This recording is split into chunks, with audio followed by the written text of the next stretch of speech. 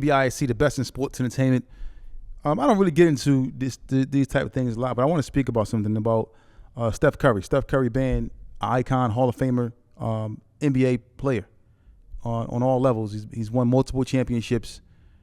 He's always a threat when on the court. Probably the best shooter of all time.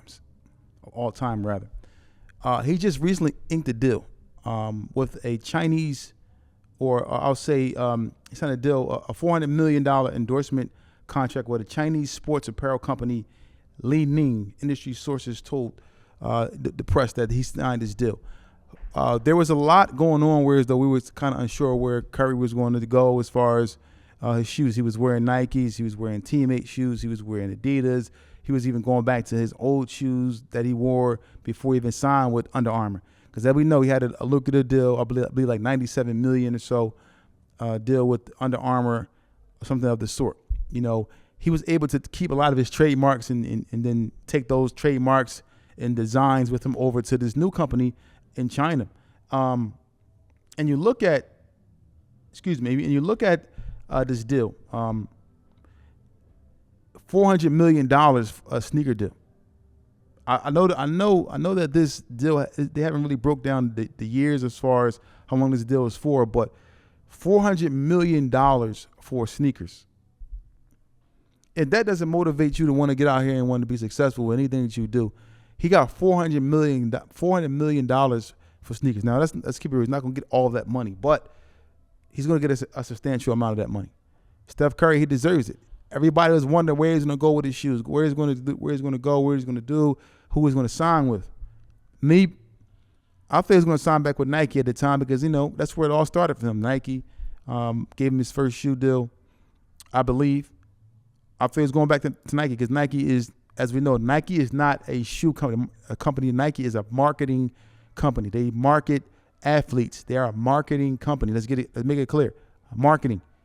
They are probably the best at that. You look at the top athletes they have. They have, you know, of course, Michael Jordan. Michael Jordan has his own brand, Jumpman brand, but of course he's part of the Nike family.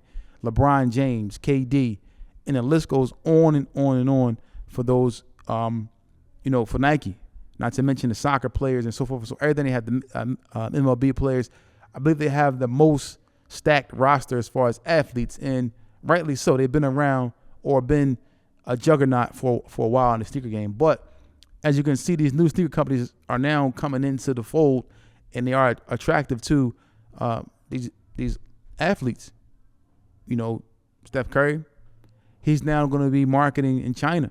If you look at this, you know, this is a global deal, because sports, you know, with the European players is actually, you know, the European players are taking over.